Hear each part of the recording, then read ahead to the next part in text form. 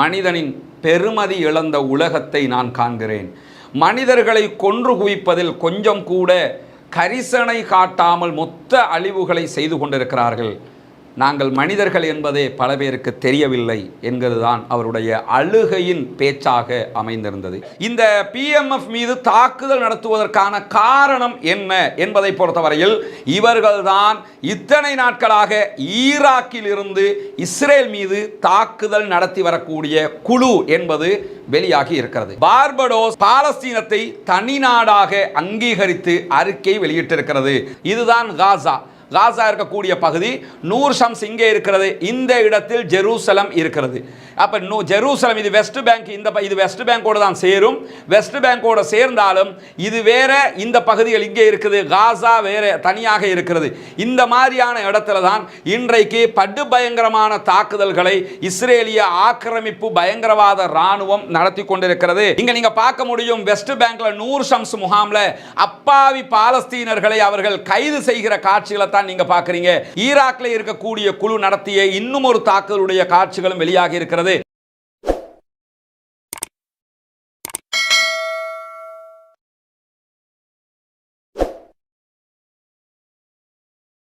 அஸ்ஸலாமு அலைக்கும் வரஹ்மத்துல்லாஹி வபரகாத்துஹு. அன்பிற்கினிய சகோதர சகோதரிகளே, 197 நாட்களாக காசா பள்ளத்தாக்கிலே என்னவெல்லாம் நடந்து வருகிறது என்கிற செய்திகளை நாம் தொடர்ந்து பார்த்து வருகிறோம். இந்த 197 நாட்களில் ஈரான் இஸ்ரேல் மீது நடத்திய தாக்குதல் நடந்த ஓரிரு நாட்களை தவிர்த்து மற்ற அத்தனை நாட்களும் காசா என்பது இங்கிருக்கக்கூடிய மக்களுக்கு மொத்தமான அழிவுகரமான நாட்களாகவே மாறியிருக்கிறது என்றால் அது மிகையல்ல. இஸ்ரேல் ஈரானுக்கு இடையிலான இந்த சர்ச்சை முற்றிப்போயிருந்த நாட்களை தவிர்த்து மீதமுள்ள நாட்கள் எல்லாமே தொடர்ந்து தாக்குதல்கள் நடத்தப்பட்டு வருவதை நாம் அவதானித்து வருகிறோம். அந்த வகையில் கடந்த 2 நாட்களாக மீண்டும் இஸ்ரேல் உச்சகட்ட பயங்கரவாத தாக்குதல்களை காசா மீது ஆரம்பித்திருக்கிறது. இப்படியான நிலையில் எனக்கு பின்னால் நீங்கள் பார்க்கக்கூடிய ஒரு புகைப்படம் இருக்கிறது. இந்த புகைப்படத்தை பொறுத்தவரையில் இந்த புகைப்படத்தில் ஜனாசாக்கள் வைக்கப்பட்டிருக்கிறது. ஜனாசாக்களில் பெயர்கள் எழுதப்பட்டிருக்கிறது. ஒருவர் தன்னுடைய தலையை குனித்து கொண்டு அழுகக்கூடிய காட்சி பதிவாகி இருக்கிறது. இவருடைய பெயர் அஹ்மத் ஃபஹூல். இவர் காசாவினுடைய ரஃபா பகுதிகளை சேர்ந்தவர்.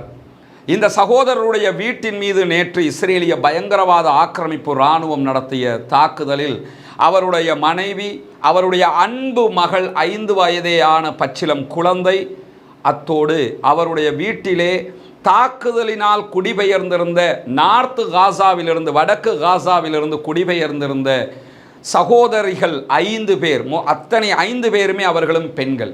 இப்படி மொத்தமாக 7 பேர் ஒரே தாக்குதலில் கொல்லப்பட்டிருக்கிறார்கள், ஷஹீதாக்கப்பட்டிருக்கிறார்கள். கொல்லப்பட்ட 7 பேருமே பெண்களாக இருக்கிறார்கள். 5 வயது தன்னுடைய மகளை இழந்த அஹ்மத் ஃபஹூர் இன்றைக்கு ஊடகங்களுக்கு பேசும்போது, குறிப்பாக AFPக்கு பேசுகிற நேரத்தில் அவர் சொன்ன வார்த்தை, மனிதனின் பெருமதி இழந்த உலகத்தை நான் காண்கிறேன். மனிதர்களை கொன்று குவிப்பதில் கொஞ்சம் கூட கரிசனை காட்டாமல் மொத்த அழிவுகளை செய்து கொண்டிருக்கிறார்கள். நாங்கள் மனிதர்கள் என்பதே பல பேருக்கு தெரியவில்லை என்கிறதுதான் அவருடைய அழுகையின் பேச்சாக அமைந்திருந்தது. உண்மையும் அதுதான். 34,000 பேர் கொல்லப்பட்டிருக்கிறார்கள். 80,000 பேர் பாரிய அழிவுகளை சந்தித்திருக்கிறார்கள். இப்படியான நிலையில் கூட இன்னும் நிறுத்தப்படாமல் தொடர்கிறது காசாவினுடைய அவலங்கள். ரஃபா மீது மொத்தமான தாக்குதலை நடத்தாத நிலையில் ஆங்காங்கே வான்வழி தாக்குதல்களூடாக கடுமையான அழிவுகளை உண்டாக்கி கொண்டிருக்கிறது இஸ்ரேலிய ஆக்கிரமிப்பு பயங்கரவாத இராணுவம். இதுதான் இன்றைக்கு வந்திருக்கக்கூடிய முதன்மை சோகமான நிகழ்வாக மாறி இருக்கிறது. இந்த நிலையில் என்னவெல்லாம் காசாவிலும் காசாவையொட்டியும் நடந்து கொண்டிருக்கிறது என்பதைத்தான் இன்றைய இந்த வீடியோவிலும் நாம் முழுமையாக பார்க்க இருக்கிறோம். இப்படியான நிலையில் ஐநாவில் கொண்டு வரப்பட்ட பாலஸ்தீன சுதந்திர தேசம் என்கிற தீர்மானத்திற்கு ஆதரவாக வீட்டோ பவர் கொண்ட பிரான்ஸ் நின்றதற்காக ஐநாவுக்கான பாலஸ்தீன தூதுவர் நன்றி தெரிவித்திருக்கிறார், அவர்களுக்கு வாழ்த்து தெரிவித்திருக்கிறார். காரணம் என்னன்னா, இதுவரைக்கும் பாலஸ்தீனத்திற்காக இரண்டு வீட்டோ பவர் கொண்ட நாடுகள் நின்ற நிலையில் மூன்றாவது நாடாக பிரான்சும் வந்து நிற்கிறது. நமக்கெல்லாம் தெரியும், பிரான்ஸ் இந்த யுத்தத்தினுடைய ஆரம்பத்தில் மொத்தமாக பாலஸ்தீனத்திற்கு எதிராக இஸ்ரேலுக்கு ஆதரவாக நின்றது. குறிப்பாக பிரான்சினுடைய அதிபர் மேக்ரானை பொறுத்தவரையில் முழுக்க இஸ்லாமியர்களுக்கே எதிராக தன்னுடைய முகத்தை காட்டிக் கொண்டிருக்கக்கூடிய ஒருவராக இருக்கிறார். இந்த நிலையில் பிரான்சினுடைய இந்த மனமாற்றம் மிகவும் வரவேற்புக்குரியது என்பதை ஐநாவுக்கான பாலஸ்தீனத்தின் தூதர் வரவேற்றிருக்கிறார் என்பதையும் நாம் புரிந்து கொள்ள கடமைப்பட்டிருக்கிறோம். இந்த நிலையில் இன்றைய நாள் அதிகாலையிலேயே ஈராக்கில் செயல்படக்கூடிய PMF என்கிற பாப்புலர் மொபைலைசேஷன் ஃப்ரண்ட் என்கிற அமைப்பின் மீது தாக்குதல் நடத்தப்பட்டிருக்கிறது. இந்த பாப்புலர் மொபைலைசேஷன் ஃப்ரண்ட் என்கிற அமைப்பை பொறுத்தவரையில் இவர்கள் யார், எதற்காக தாக்கப்பட்டார்கள் என்பதற்கு முன்பதாக இவர்கள் மீது இன்றைக்கு நடத்தப்பட்ட தாக்குதலில் ஒருவர் கொல்லப்பட்டிருக்கிறார், 6 பேர் படுகாயம் அடைந்திருக்கிறார்கள் என்கிற செய்திகள் வெளியாகி இருக்கிறது. குறிப்பாக ஈராக்கினுடைய தலைநகர் பக்தாதுக்கு தெற்கே இருக்கக்கூடிய இவர்களுடைய கல்சு இராணுவ தளத்தின் மீதுதான் தாக்குதல் நடத்தப்பட்டிருக்கிறது. இதிலே நடத்தப்பட்ட பாரிய தாக்குதலில் தான் மேற்கண்ட அழிவு அவர்களுக்கு ஏற்பட்டிருக்கிறது. 6 பேர் படுகாயம் அடைந்திருக்கிறார்கள், ஒரு வீரர் கொல்லப்பட்டிருக்கிறார் என்கிற செய்திகள் வெளியாகி இருக்கக்கூடிய நேரத்தில் இந்த PMF மீதான தாக்குதலுக்கு அமெரிக்க படைகள் தான் பொறுப்பெடுக்க வேண்டும், அமெரிக்க படைகளுடைய குண்டுவீச்சில் தான் இந்த தாக்குதல் நடத்தப்பட்டிருக்கிறது என்று PMF பகிரங்கமாக அறிக்கை விடுத்திருக்கிறார்கள். குறிப்பாக ஈராக்கில் வான்வழி தாக்குதல் நடத்துவதை அமெரிக்கா தொடர்ந்து மறுத்து வரும் நிலையில் அமெரிக்க படைகள் தான் தாக்கி இருக்கின்றன என்கிறது PMF. குறிப்பாக இந்த PMF மீது தாக்குதல் நடத்துவதற்கான காரணம் என்ன என்பதை பொறுத்தவரையில் இவர்கள்தான் இத்தனை நாட்களாக ஈராக்கில் இருந்து இஸ்ரேல் மீது தாக்குதல் நடத்தி வரக்கூடிய குழு என்பது வெளியாகி இருக்கிறது. இதற்கு முன்பதாக நம்ம கிட்டத்தட்ட 196 நாட்களாக ஈராக்கில் இருக்கிற ஒரு குழு தாக்குதல் நடத்துகிறார்கள் என்கிற செய்தியை நாம் சொல்லி வந்தோம். ஈராக்கிலிருந்து இத்தனை தாக்குதல்களை இஸ்ரேல் மீது நடத்தி வந்தவர்கள் PMF என்கிற பாப்புலர் மொபைலைசேஷன் ஃப்ரண்ட் என்கிற அமைப்பு தான் அவர்கள் என்கிற செய்தி வெளியாகி இருக்கிறது. இந்த தாக்குதலை அமெரிக்கா மறுத்திருக்கிற அதே நேரம் இவர்கள் தான் PMF படைப்பிரிவு என்கிற ஒரு காட்சியையும் இன்றைக்கு அல் ஜசீரா வெளியிட்டிருக்கிறார்கள். இந்த PMF என்கிற அமைப்பு யார், இவர்கள் மீது ஏன் அமெரிக்கா தாக்குதல் நடத்தியது என்கிற கேள்வி மிக முக்கியமானது. இவர்களுடைய உருவாக்கம் எப்போது என்று கவனிச்சோம்னா நமக்கு தெரியும், ஈராக்கை அமெரிக்கா கைப்பற்றியதற்கு பிறகு ஈராக்கினுடைய அனைத்து இராணுவ பிரிவுகளையும் கலைத்து விட்டதாக அமெரிக்கா அறிவித்தது. ஈராக்கை கைப்பற்றுறாங்க, கைப்பற்றினதுக்கு பிறகு என்ன சொல்றாங்கன்னா, ஈராக் கவர்மெண்ட் சார்பாக இருந்த ராணுவம் இருக்கிறாங்களா ஃபோர்சஸ், அவர்களை நாங்கள் மொத்தமாக கலைக்கிறோம், அப்படி ஒரு ஃபோர்சஸே ஈராக்குக்கு கிடையாது என்று அறிவித்தார்கள்.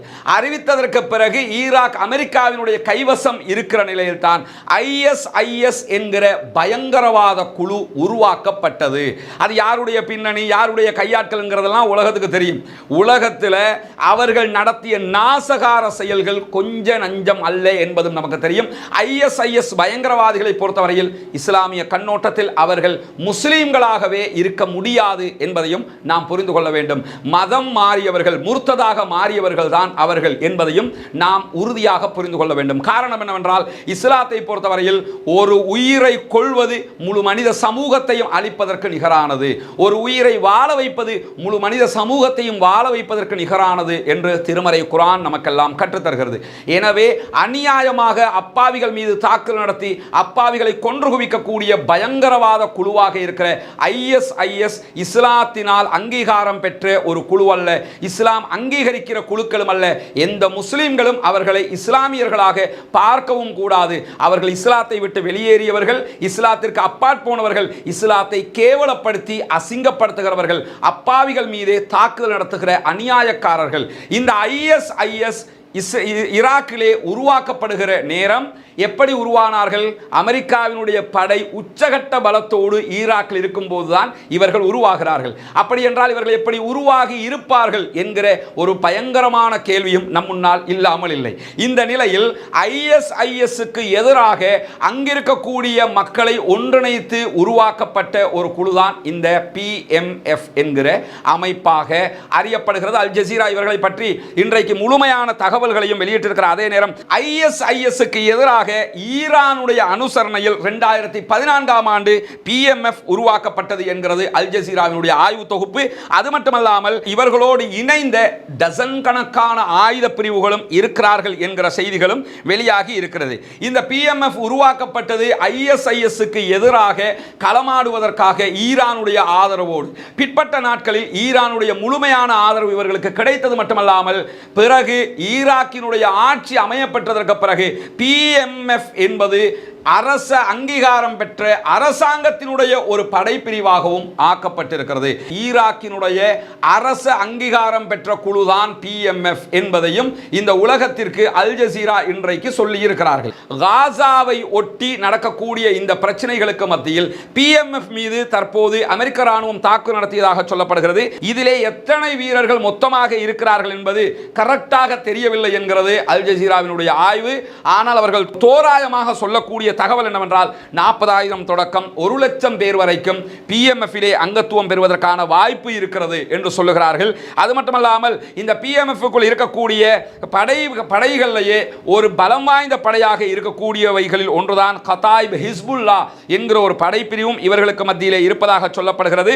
இவர்கள் அமெரிக்க ராணுவத்திற்கு எதிராக பலமுறை தாக்குதல் நடத்தியிருக்கிறார்கள் என்கிற செய்திகளும் சொல்லப்பட்டு வருகிறது.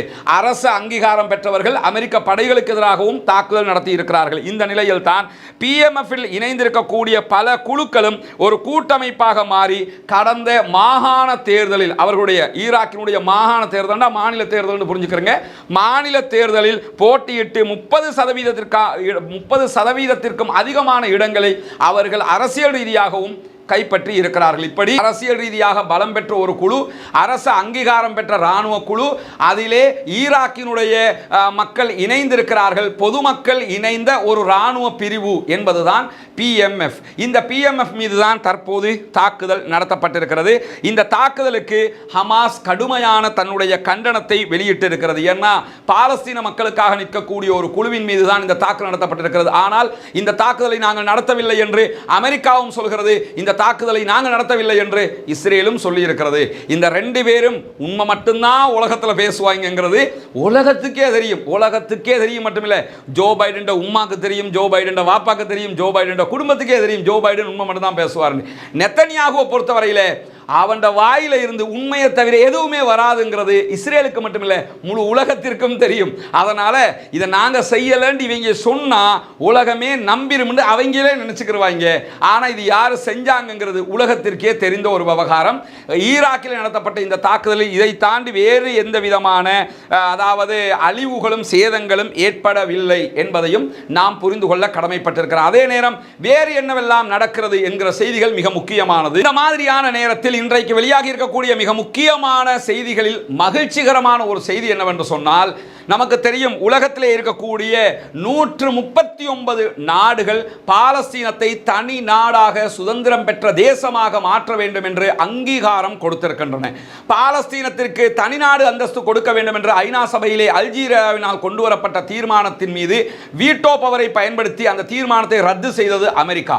அமெரிக்கா ரத்து செய்த அடுத்த நாளே பார்படோஸ் பாலஸ்தீனத்தை தனி நாடாக அங்கீகரித்து அறிக்கை வெளியிட்டிருக்கிறது. இதுதான் உலக வரைபடத்தில் பார்படோஸ் இருக்கக்கூடிய பகுதியாக இருக்கிறது. குறிப்பாக இந்த இது கரீபியன் கடற்பரப்பிலே இருக்கக்கூடிய ஒரு தீவாக இருக்கிறது. ஈக்வடோர், பிரேசில், கயானா, அதே போன்று கௌதமாலா, கியூபா, மெக்சிகோ இந்த பகுதிகளை உள்ளடக்கிய நார்த் அட்லாண்டிக் கடற்பரப்பிலே இருக்கக்கூடிய ஒரு சிறிய தீவாக இந்த தீவு இருக்கிறது.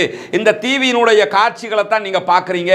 இந்த தீவு தான் இன்றைக்கு பாலஸ்தீனத்தை தனி நாடாக நாங்கள் அங்கீகரிக்கிறோம் என்கிற அங்கீகாரத்தை கொடுத்திருக்கிறது. குறிப்பாக கரீபியன் நாடுகளில் 11வது நாடாக இந்த நாடு பாலஸ்தீனத்தை தனி நாடாக அங்கீகரித்திருக்கிறது. மட்டுமல்லாமல் இவர்கள் ஏற்கனவே இஸ்ரேலையும் தனி நாடாக அங்கீகரித்திருக்கிறார்கள். இஸ்ரேலோடு நெருங்கிய தொடர்பு கொண்டவர்களும் கூட. அப்படி இருந்த நிலையில் தான் பாலஸ்தீனத்தின் மீதான வாக்கெடுப்பில் அமெரிக்கா வீட்டோ செய்திருக்கிறது. அமெரிக்காவிடமிருந்து நிறைய உதவிகளை பெறக்கூடிய ஒரு நாடாக இந்த நாடு இருந்தும் தற்போது அவர்கள் பாலஸ்தீனத்தை தனி நாடாக அங்கீகாரம் வழங்கியிருக்கிறார்கள். அது மட்டுமல்லாமல் இது தொடர்பாக அந்நாட்டினுடைய வெளிவிவகார அமைச்சர் பேசும்போது என்ன சொல்றாருன்னா, ஐக்கிய நாடுகள் சபையில் நாங்கள் திரும்ப திரும்ப இருநாட்டு தீர்வு கொடுக்கப்பட வேண்டும் என்று பாலஸ்தீன விவகாரத்திற்கு குரல் கொடுத்து கொண்டிருக்கிறோம். இருநாட்டு தீர்வு கொடுக்க வேண்டும் என்று சொல்லுகிற நாங்கள் இஸ்ரேலை ஒரு நாடாக அங்கீகரித்திருக்கிறோம். ஆனால் பாலஸ்தீனத்தை ஒரு நாடாக நாங்களே அங்கீகரிக்காத பட்சத்தில் எப்படி இருநாட்டு தீர்வு சாத்தியப்படும்? எனவே இருநாட்டு தீர்வு என்று பேசுகிறவர்கள் பாலஸ்தீனத்தை முதலில் தனி நாடாக அங்கீகாரம் கொடுக்க வேண்டும் என்று சொல்லித்தான் இன்றைக்கு அவர்கள் பாலஸ்தீனத்திற்கு தனி நாடு அந்தஸ்து கொடுத்திருக்கிறார்கள். உலகத்திலே ஐநா சபையில் இருக்கக்கூடிய நாடுகள் பார்படாஸ் உட்பட 193 நாடுகள் ஐநாவிலே அங்கத்துவம் பெற்றிருக்கிறது. அதிலே இதுவரைக்கும் 139 நாடுகள் பாலஸ்தீனத்தை தனி நாடாக அங்கீகரித்திருந்த நிலையில் 140வது நாடாக பார்படாஸ் தற்போது அங்கீகாரத்தை வழங்கியிருக்கிறது. பாலஸ்தீனத்தை தனி நாடாக அங்கீகரித்திருக்கிறது. 193 நாடுகளில் 140 நாடுகள் பாலஸ்தீனத்தை தனி நாடாக அங்கீகரித்திருக்கின்றன. இன்கேஸ் இந்த செக்யூரிட்டி கவுன்சில், பாதுகாப்பு கவுன்சிலில் வீட்டோ செய்யப்படாவிட்டால் ஆட்டோமேட்டிக்காக பாலஸ்தீனம் சுதந்திர நாடாக மாறி இருக்கும். காரணம் என்னன்னா, அங்க இருக்கக்கூடிய ஐநாவில் அங்கத்துவம் பெற்ற நாடுகளில் 2 பங்கு நாடுகள் பாலஸ்தீனத்தை தனி நாடாக அங்கீகரித்திருக்கின்றன. இன்னும் 53 நாடுகள் மட்டுமே பாலஸ்தீனத்தை தனி நாடாக அங்கீகரிக்க வேண்டிய கட்டாயத்தில் இருக்கின்றன. அநேகமாக ஸ்பெயினுடைய முயற்சியினால் இனிவரும் நாட்களில் மிக வேகமாக ஐரோப்பிய யூனியனில் இருக்கக்கூடிய பல நாடுகளும் பாலஸ்தீனத்தை தனி நாடாக அங்கீகரிப்பதற்கு வாய்ப்பு இருக்கிறது. இறுதி கட்டம் எதுவாக இருக்கும் என்பதை நாம் புரிந்து கொள்ள முடிகிறது, உணர முடிகிறது. அங்கீகாரத்தை ஐநா சபையிலே அமெரிக்கா தர மறுத்தாலும் கண்டிப்பாக உலக நாடுகள் அத்தனையும் பாலஸ்தீனத்தை தனி நாடாக அங்கீகரித்து விட்டால் அமெரிக்காவுக்கு அதை தடுக்க முடியாமல் போகும் என்பதிலே மாற்று கருத்தில்லை. இன்ஷா அல்லாஹ் பொறுத்திருப்போம், இறைவனிடத்தில் பிரார்த்தனை செய்வோம். இப்படி ஒவ்வொரு நாடாக, குறிப்பாக பார்படாஸ் உட்பட மற்ற நாடுகளும் பாலஸ்தீனத்திற்கு அங்கீகாரம் கொடுக்க வேண்டும் என்பதை அல்லாஹ்விடத்திலே பிரார்த்தனையாக முன்வைப்போம். இந்த நேரத்தில் இன்னும் பல செய்திகள் வெளியாகி இருக்கிறது. குறிப்பாக பாலஸ்தீனத்திற்கு எதற்காக நாங்கள் ஆதரவு வழங்கி இருக்கிறோம் என்கிற விளக்கத்தை சீனா வழங்கி இருக்கிறது. ஐக்கிய நாடுகள் சபையிலே பாலஸ்தீனத்திற்கு தனி நாடு அந்தஸ்து கொடுப்பது என்பது நீண்ட காலமாக பாலஸ்தீனத்தில் நடந்து வருகிற அநியாயங்களையும் அநீதிகளையும் நிறுத்துவதற்கும் நீதியை வழங்குவதற்கும் உரிய நல்ல வாய்ப்பு என்கிறார் சீனாவினுடைய வெளிவிவகார அமைச்சர். சீனாவினுடைய சின்ஹுவா செய்தி நிறுவனம் இந்த தகவல்களை வெளியிட்டிருப்பதாக மட்டுமல்லாமல் இஸ்ரேல் பாலஸ்தீன மோதலுக்கு தீர்வு காண பாலஸ்தீன அரசு வழிவகுக்கும் என்கிற நம்பிக்கை எங்களுக்கு நீண்ட காலமாகவே இருக்கிறது. பாலஸ்தீன இஸ்ரேல் பிரச்சனை முடிவுக்கு வர வேண்டும் என்றால் பாலஸ்தீனம் தனி நாடாக அங்கீகரிக்கப்பட வேண்டும். அதனால் தான் பாலஸ்தீன மக்களோடு எங்களுடைய உறவுகளை அதிகமாகவே நாங்கள் உறுதியாக்கிக் கொள்கிறோம், வளர்த்து கொண்டே இருக்கிறோம் என்கிற செய்தியையும் சீனா இன்றைக்கு சொல்லி இருக்கிறது. இதுல இருந்து நம்ம என்ன புரிஞ்சுக்கிறோம்னா, சீனாவினுடைய ஆதரவு ஹமாஸுக்கு பன்னெடுங்காலமாக இருக்கிறது என்பதை இந்த யுத்தம் ஆரம்பித்த நாட்களில் இருந்து பலமுறை நாம் பார்த்திருக்கிறோம். அந்த செய்தியை இதுவரை வெளிப்படையாக சொல்லாத சீனா நாங்கள் பாலஸ்தீன மக்களோடு இருக்கிறோம் என்பதை இன்றைக்கு வெளிப்படையாகவே வாய் மூலம் சொல்லியும் இருக்கிறார்கள். ஐநாவிலே பாலஸ்தீனத்திற்கு ஆதரவாக வாக்களித்தும் இருக்கிறார்கள். மிக பிரம்மாண்டமான ஆயுத பலம் கொண்ட, உலகத்தில் பொருளாதார பலம் கொண்ட நம்பர் 1 நாடாக இருக்கிற சீனாவின் ஆதரவு பாலஸ்தீனத்திற்கு இருக்கிறது என்பதும் மிக மகிழ்ச்சியான ஒரு செய்தியாக மாறி இருக்கிறது. இப்படியான நேரத்தில் தான் பாலஸ்தீனத்திற்கு தனிநாடு அந்தஸ்து கொடுப்பதற்காக ஐநாவிலே கொண்டு வந்த தீர்மானத்தின் மீது வீட்டோ பவரை பயன்படுத்திய அமெரிக்காவை நாங்கள் கண்டிக்கிறோம் என்று சொல்லி அமெரிக்காவினுடைய தேஞ்ச செருப்பையே பலமுறை நக்கி பிழைக்கிற அப்பாஸ் இன்றைக்கு அறிவித்திருக்கிறார். நமக்கு அந்த உண்மையிலேயே இந்த ஆளை பற்றி சொல்ல வேண்டிய வார்த்தைகளை குழந்தைகளும் வீடியோக்களை பார்க்கறதுனால சொல்ல முடியலை.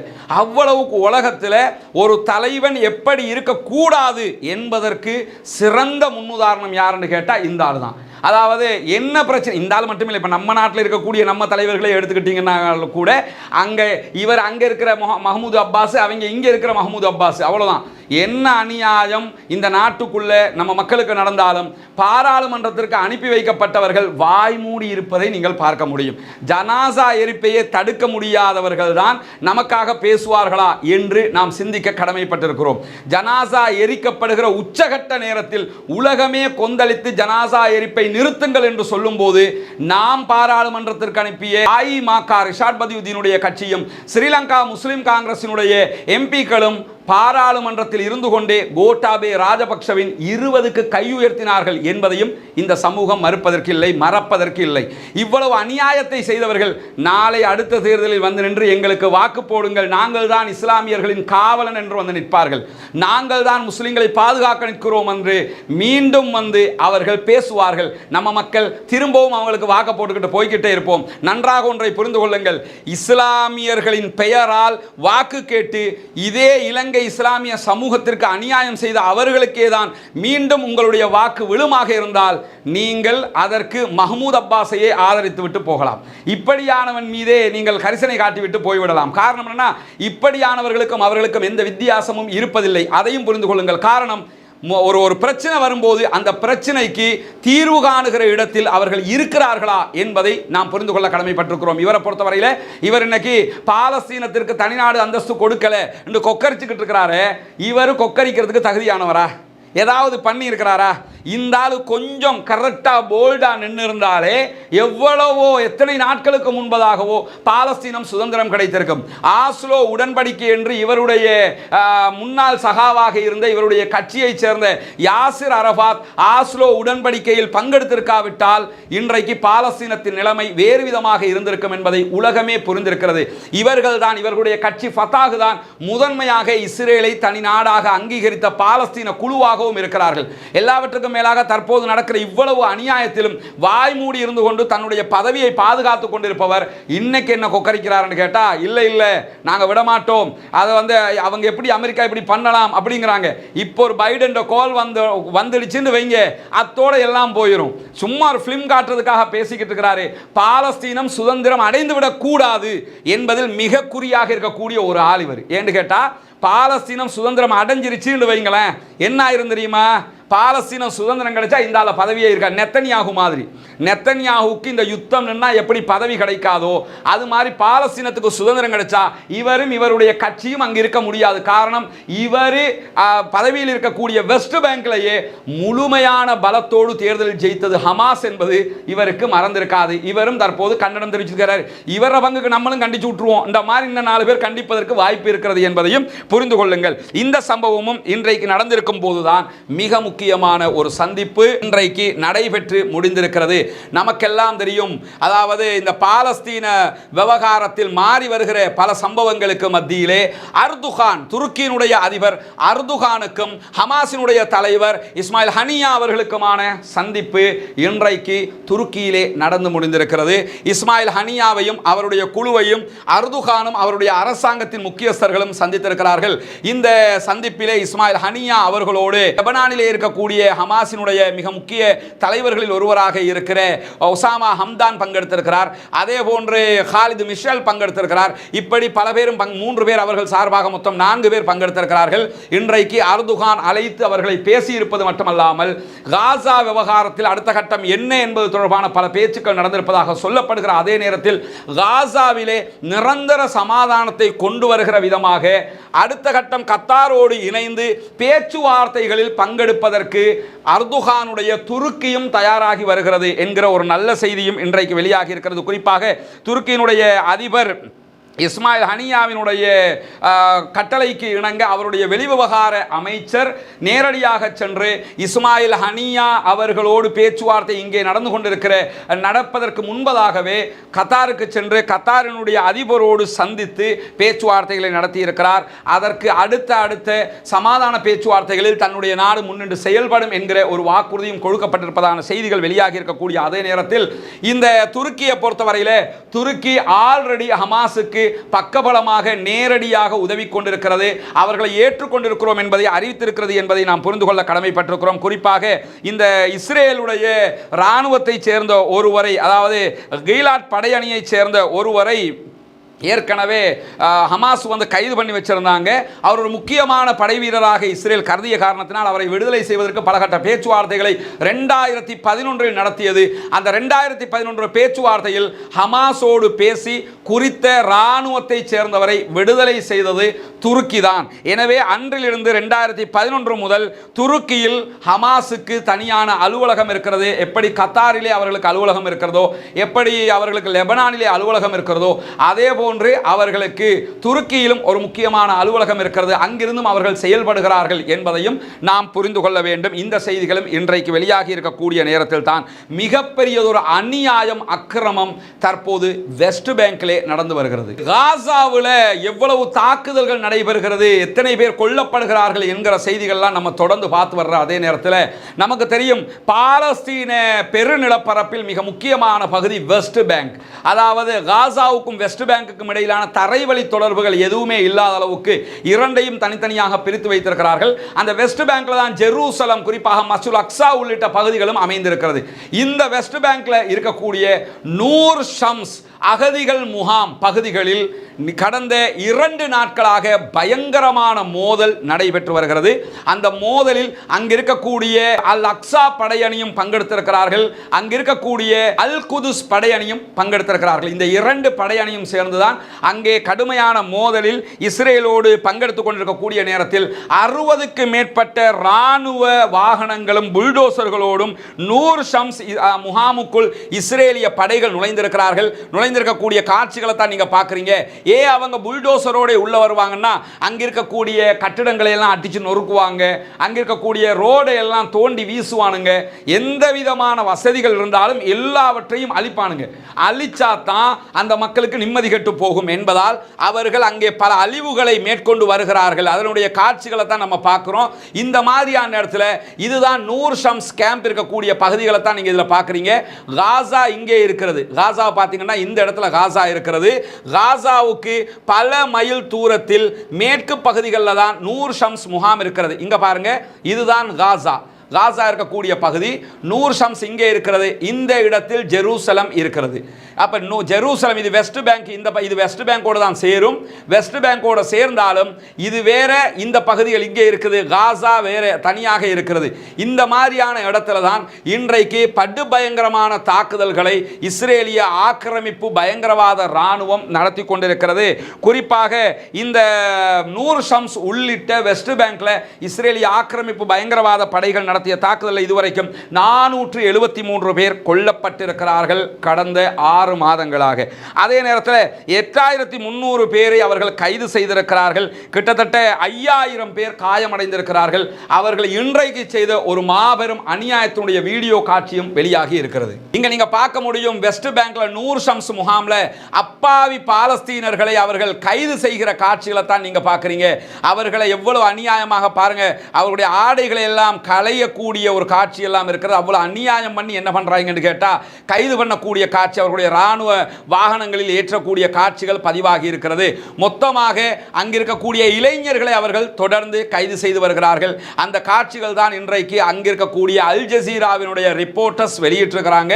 இன்னொரு வீடியோவும் வெளியாகி இருக்கிறது. இந்த வீடியோவை பார்க்கும்போது சில பகுதிகளை நம்ம மறைக்க வேண்டி வரும். இது அங்கிருக்கக்கூடிய அல் ஜசீராவினுடைய ஊடகவியலாளர்கள் நேரடியாக எடுத்திருக்கக்கூடிய வீடியோ காட்சியாக இருக்கிறது. இதில் நீங்க பார்க்க முடியும், இஸ்ரேலுடைய ராணுவ வாகனங்கள் இருக்கிறது. இந்த வாகனங்கள் இருக்கிற நிலையில் அங்கிருக்கக்கூடிய ஒரு அப்பாவி மீது அவர்கள் தாக்குதல் நடத்துகிறார்கள். அங்கிருக்கக்கூடிய பிரஸ் வாகனம், அதாவது அங்கிருக்கக்கூடிய ஊடகவியலாளர்களும் அதே நேரத்தில் செம்பிறை சங்கத்தினுடைய அதிகாரிகள் அங்கே இருக்கிறார்கள். இங்கே தாக்கப்பட்டிருக்கக்கூடிய அந்த இடம் உங்களுக்கு பிளேர் பண்ணி தான் காட்டப்படும். பிரஸ்ல இருக்கக்கூடியவங்க எல்லாம் ஓடுறாங்க பாருங்க. இங்க தாக்குதலுக்கு உள்ளாகி இருக்கக்கூடிய அந்த சகோதரை காப்பாற்றுவதற்காக செம்பிறை சங்கத்தை சேர்ந்தவர்கள் ஓடுகிறார்கள். அதாவது என்னன்னா, நாங்க ஒன்னு அழிச்சிட்டு போவோம், நீ வந்து உங்க ஆக்களை காப்பாத்துறா காப்பாற்றிக்க. இவர் நீங்கள் பார்த்தீங்கன்னா ஆயுதங்கள் வைத்துக் கொண்டிருக்கக்கூடிய ஒரு பாலஸ்தீனத்தினுடைய எந்த போராட்டத்திலும் கலந்து கொள்ளுகிற ஒருவர் அல்ல. ஆனால் அங்கிருக்கக்கூடிய சாதாரண ஒரு பொதுமகன், அவர் மீது தாக்குதல் நடத்தி இருக்கிறார்கள். உடனடியாக அங்கிருக்கக்கூடிய அதிகாரிகள் வந்து அவரை காப்பாற்றுகிற வேலையில் ஈடுபடக்கூடிய காட்சியை நீங்க பார்க்க முடியும். இன்றைக்கு நடந்த சம்பவமாக இது பதிவு செய்யப்பட்டிருக்கு. இதில் இருந்து நம்ம தெரிந்து கொள்ள வேண்டிய இன்னொரு முக்கியமான விஷயம் என்னன்னு கேட்டால், கொஞ்சம் யோசிச்சு பாருங்க. அவ்வளவு அநியாயங்கள் கண்ணுக்கு முன்னால் நடைபெறும் போது அந்த அநியாயத்திலே பாதிக்கப்படுகிற சகோதரர்களை காப்பாற்றுகிற பணியிலே அங்கிருக்கக்கூடிய செம்பரை சங்கத்தை சேர்ந்த சகோதரர்கள் ஈடுபட்டு வருகிறார்கள். அவர்களுக்கும் குடும்பங்கள் இருக்கிறது. செம்பரை சங்கம்னா என்ன நினைச்சிடக்கூடாதுன்னா, அவங்க வெளியிலிருந்து ஒருத்தர் ரெண்டு பேர் அவங்களுடைய இயக்குநர்கள் இருப்பாங்க, அவங்களை வழிநடத்துகிற டிரெக்டர் போர்டில் இருப்பாங்க. ஆனால் அங்கிருக்கக்கூடிய செம்பரை சங்கத்தில் பெரும்பான்மையானவர்கள் பாலஸ்தீனத்தை சேர்ந்தவர்கள். அவர்களுடைய குடும்பங்களே பாதிக்கப்படுகிற போது, அவருடைய குடும்பங்களுக்கே இவ்வளவு அழிவுகள் ஏற்படுகிற போது, அந்த சகோதரர்கள் பாதிக்கப்படுகிற அத்தனை பேரும் என்னுடைய சகோதரர்கள் தான் என்கிற மனோநிலையில் வந்து காப்பாற்றக்கூடிய காட்சிகள் பதிவாகி இருக்கிறது. இப்படியான நேரத்தில் செயல்படக்கூடிய ஊடகவியலாளர்கள் மீதுதான் அவர்கள் கண்மூடித்தனமான தாக்குதல்களை நடத்துகிறார்கள். இதுவரைக்கும் அல் ஜசீராவினுடைய 115க்கும் மேற்பட்ட ஜேர்னலிஸ்டுகள், பத்திரிகையாளர்கள் கொல்லப்பட்டிருக்கிறார்கள் இந்த 6 மாத காலத்திற்குள் என்கிற செய்திகளும் வெளியாகி இருப்பதை நாம் அவதானிக்க முடியும். இப்படியான நேரத்தில் தான் சராயா அல் குதுஸ் படைப்பிரிவு கடுமையான தாக்குதல்களை நடத்தி வருகிறது காசா பகுதிகளில். அது தொடர்பான வீடியோக்களும் இன்றைக்கு வெளியாகி இருக்கிறது. இன்றைக்கு அதாவது இஸ்ரேலுடைய வாகனங்கள், இராணுவ வாகனங்கள் மீது கஸ்ஸாம் படையணி நடத்திய தாக்குதலுடைய காட்சிகள் வெளியாகி இருக்கிறது. சுற்றி வளைத்து அவர்களுடனான தாக்குதல்கள் தொடர்ந்து நடத்தப்படுகிறது. இது வந்து கான் யூனுஸ் பகுதிகளில் நடத்தப்பட்ட தாக்குதலுடைய காட்சிகள் பதிவு செய்யப்பட்டிருக்கிறது. அதே நேரத்தில் ஈராக்கில் இருக்கக்கூடிய குழுவினர் மீது தாக்குதல் நடத்தப்பட்டதை தொடர்ந்து ஈராக்கில் இருக்கக்கூடிய அந்த குழுவினர் ஈலாது என்கிற இஸ்ரேலுடைய நகரத்தின் மீது தாக்குதல் நடத்தக்கூடிய காட்சிகள் வெளியாகி இருக்கிறது. அவர்கள் மீண்டும் இஸ்ரேலை தாக்குவதற்கான ஏற்பாடுகளை செய்திருக்கிறார்கள். தொடர்ந்து இஸ்ரேல் மீது அவர்களும் தாக்குதல் நடத்தக்கூடிய காட்சிகள் தான் இன்றைக்கு வெளியாகி இருக்கிறது. அது மட்டுமல்லாமல் இன்றைக்கு குறிப்பாக சராயா அல் குதுஸ் வெளியிட்டிருக்கக்கூடிய ஒரு அறிக்கையில் அவர்கள் கடுமையான தாக்குதல்களை இஸ்ரேல் மீது நடத்துகிற காட்சிகள் பதிவாகி இருக்கிறது. அந்த காட்சிகளை நீங்க பார்க்க முடியும். கடுமையான ஏவுகணை தாக்குதல்களை சராயா அல் குதுஸ் இன்றைக்கு இஸ்ரேல் மீது நடத்தி கொண்டிருக்கிறது. அதனுடைய வீடியோக்கள் வெளியாகி இருக்கக்கூடிய நேரத்தில் தான் இந்த அதாவது ஈராக்கில் இருக்கக்கூடிய குழு நடத்திய இன்னும் ஒரு தாக்குதலுடைய காட்சிகளும் வெளியாகி இருக்கிறது. அவர்கள் மீது இவர்கள் தாக்கிய காரணத்தினால் இவர்களும் மீண்டும் அவர்கள் மீது தாக்குதல் நடத்த ஆரம்பித்திருக்கிறார்கள். இப்படியான நேரங்களில் தான் ஹிஸ்புல்லாக்கள் தொடர்ந்து இஸ்ரேல் மீது தாக்குதல் நடத்தி வருவதான செய்திகளும் பதிவாகி இருக்கிறது. குறிப்பாக தெற்கு லெபனானில் இருக்கக்கூடிய காஃபர் ஷூபா பகுதிகளில் இருக்கக்கூடிய இஸ்ரேலுடைய ருவைசத் ஆலம் என்கிற இராணுவ முகாமை நோக்கி ஹிஸ்புல்லாக்கள் இன்றைக்கு 4 ஏவுகணை தாக்குதல்களை நடத்தி இருக்கிறார்கள். அதே நேரத்தில் வடக்கு இஸ்ரேல் நகரங்களில் வான்வழி தாக்குதல்களை அவர்கள் நடத்தி இருப்பதான செய்திகளும் வெளியாகி இருக்கிறது. ஹிஸ்புல்லாக்களினால் இன்றைக்கு வடக்கு இஸ்ரேல், நார்த் இஸ்ரேல் மீது 3 ஏவுகணை தாக்குதல்கள் நடத்தப்பட்டிருக்கிறது. அது மட்டுமல்லாமல் தெற்கு லெபனானுக்கு அருகாமையில் இருக்கக்கூடிய இஸ்ரேலுடைய ஹதாபியாரின் இராணுவ தளத்தை நோக்கி ஹிஸ்புல்லாக்கள் இன்றைக்கு ஏவுகணை தாக்குதல்களை நடத்தி இருக்கிறார்கள். ஜபல் அல் ஆதார் பகுதிகளில் இருக்கக்கூடிய இஸ்ரேலுடைய படையை நோக்கி ஏவுகணை தாக்குதல்கள் நடத்தி இருப்பதாகவும் அதிலே பல பேர் கொல்லப்பட்டிருக்கிறார்கள் என்கிற செய்திகளையும் ஹிஸ்புல்லாக்கள் இன்றைக்கு வெளியிட்டிருப்பது மட்டுமல்லாமல் ஆக்கிரமிக்கப்பட்ட லெபனானுடைய பகுதிகளாக இருக்கிற காபர் ஷூபா மலைப்பகுதி, அதாவது இஸ்ரேலுடைய கட்டுப்பாட்டில் இது இருக்குது, அந்த மலைப்பகுதிகளில் இருக்கக்கூடிய இஸ்ரேலுடைய IOF வீரர்கள் மீது, இராணுவ தளம் மீது ஹிஸ்புல்லாக்கள் இன்றைக்கு தாக்குதல் நடத்தி இருக்கிறார்கள். அது மட்டுமல்லாமல் வடக்கு இஸ்ரேலுடைய பகுதி, வடக்கு நார்த் பகுதிகளில் இருக்கக்கூடிய ஈவன் மெக்கானம் என்கிற பகுதிகளில் இருக்கக்கூடிய இஸ்ரேலுடைய இராணுவ தளம் மீதும் ஹிஸ்புல்லாக்கள் இன்றைக்கு ராக்கெட் தாக்குதல்கள் நடத்தி இருக்கிறார்கள் என்கிற செய்திகளும் சற்று முன்னால் வெளியாகி இருக்கிறது. தொடர்ந்து ஹிஸ்புல்லாக்களும் அதே நேரத்தில் ஈராக்கில் இருக்கக்கூடிய குழுவினரும் அதே நேரத்தில் யமனில் இருக்கக்கூடிய ஹூதிகளும் தொடர்ந்து தாக்குதல்களை நடத்தி கொண்டிருக்கிறார்கள். இந்த நேரத்தில் தான் பாலஸ்தீனத்தில் இருக்கக்கூடிய மக்கள் தங்களுக்கு சமாதானம் வேண்டி, தங்களுக்கு சுதந்திரம் வேண்டி தொடர்ந்து போராடி கொண்டிருக்கிறார்கள். அந்த மக்களுக்கு சுதந்திரம் கிடைக்க அவர்கள் வெற்றி பெற அல்லாஹ்விடத்தில் பிரார்த்திப்போமாக. வாஹிரு தஅவானா அனில் ஹம்துலில்லாஹி ரப்பில் ஆலமீன்.